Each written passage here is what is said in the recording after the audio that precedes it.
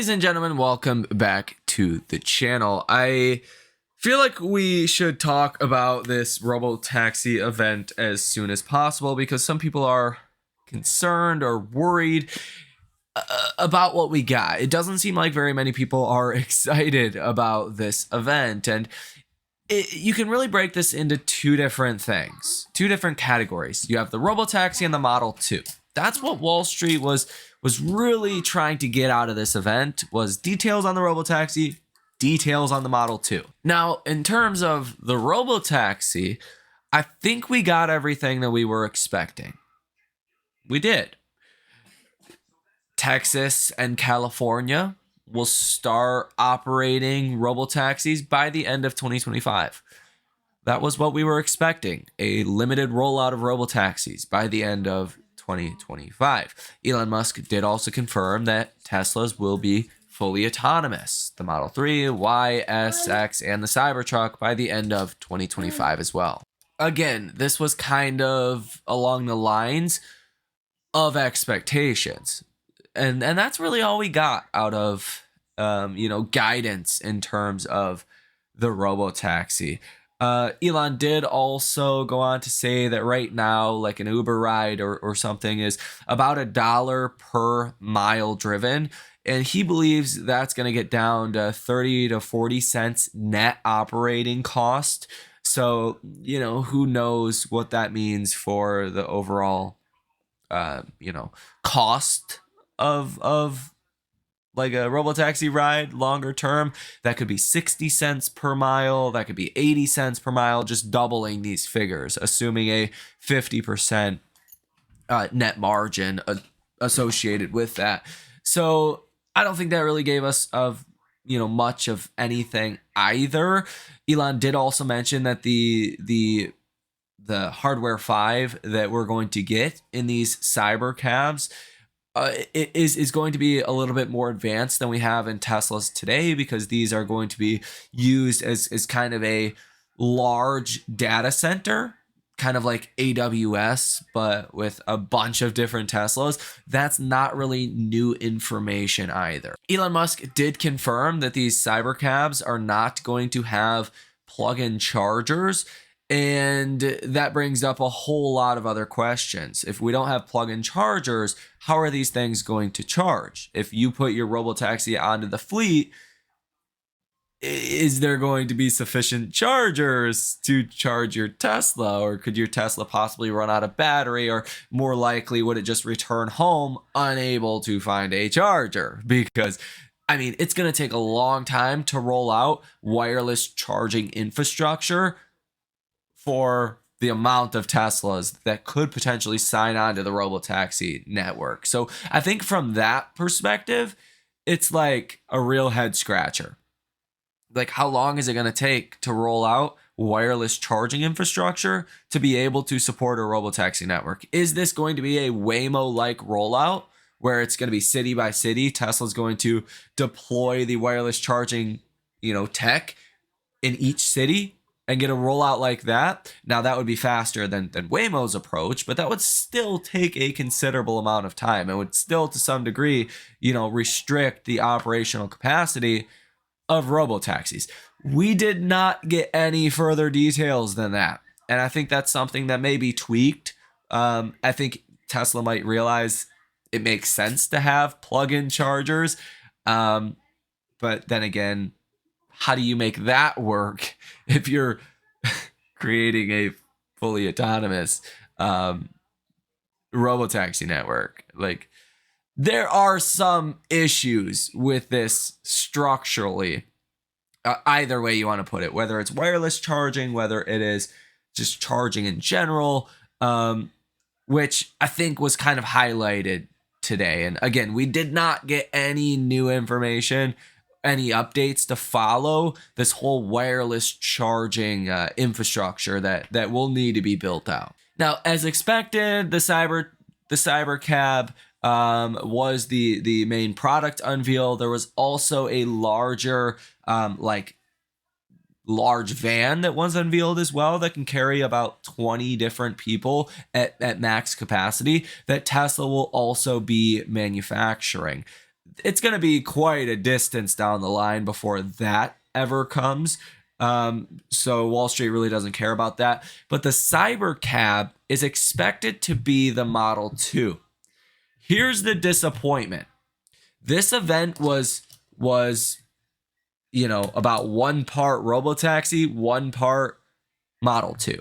We were expecting the Model 2 by the second half of 2025. Elon actually announced that they were speeding development up of that. But then Elon said the Cybercab will be available for sale less than $30,000 by 2027.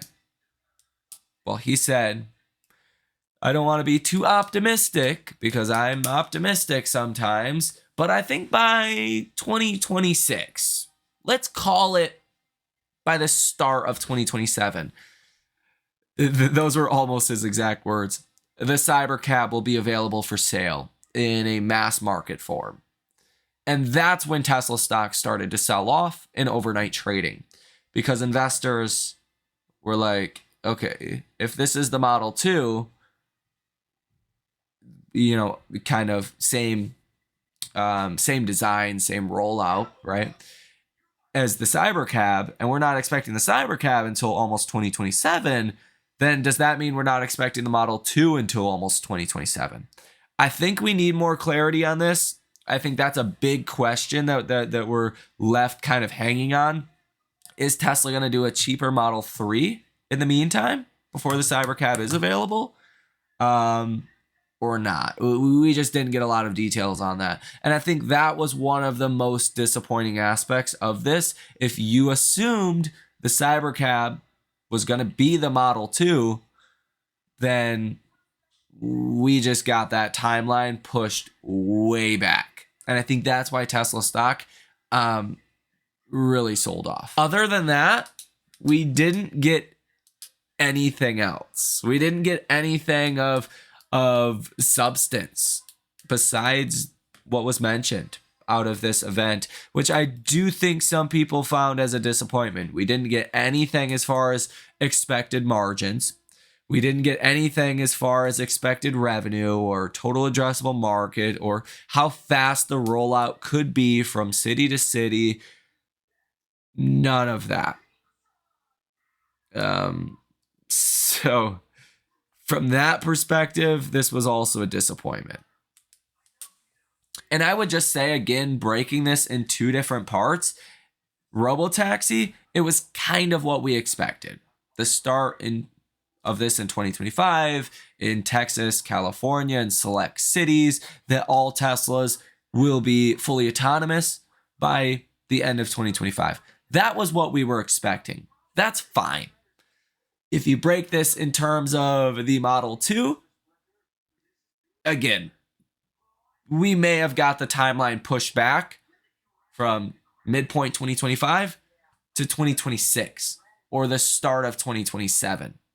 That is where we have the problem.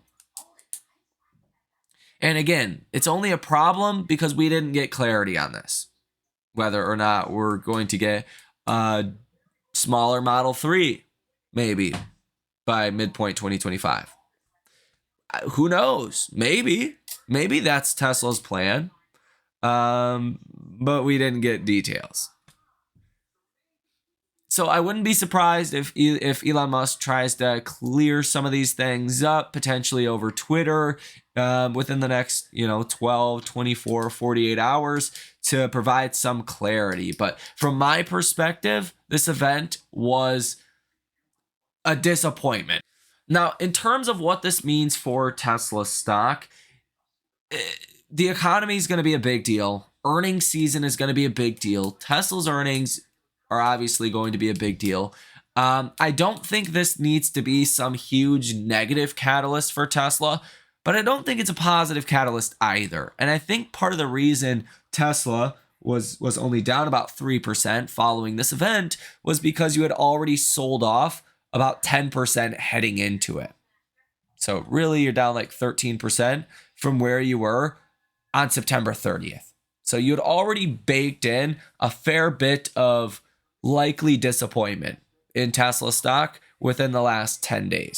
And again, I think Wall Street is a little bit confused about the Model 2, about the cheaper priced Tesla vehicle, because we really didn't get any kind of definitive guidance around next year. Like Tesla previously said, we were going to get the Model 2 next year by midpoint 2025 instead of the end of 2025. They sped up that timeline. But yet we all thought the Model 2 was going to be basically the Cybercab structure, technology, right? Design. So it would be made on the same production lines. But then Elon Musk says, don't expect that until 2026 or 2027. Does that mean we're no longer getting the cheaper Model 2 or Tesla vehicle next year? Like, I don't think there was enough clarity there to have a larger negative impact. Like, if we really just got the Model 2 delayed until 2026 or start of 2027, Tesla stock is going to sell off probably 30-40% from here. If I were to imagine, that's just way too far out for investors' comfort. And we are expecting growth to pick up because of the Model 2. If we are still going to get a cheaper price Tesla next year, maybe it's a stripped down Model 3, then perhaps this doesn't have to be a really bad event. So disappointment as far as the Model 2 so far. Again, we need more clarity. Some weird questions kind of arising for the Robotaxi network in regards to charging, because it's going to be wireless. And how fast is Tesla going to be able to roll out wireless charging technology? Who knows? Open-ended question. Thus, how fast is Robotaxi rollout going to be?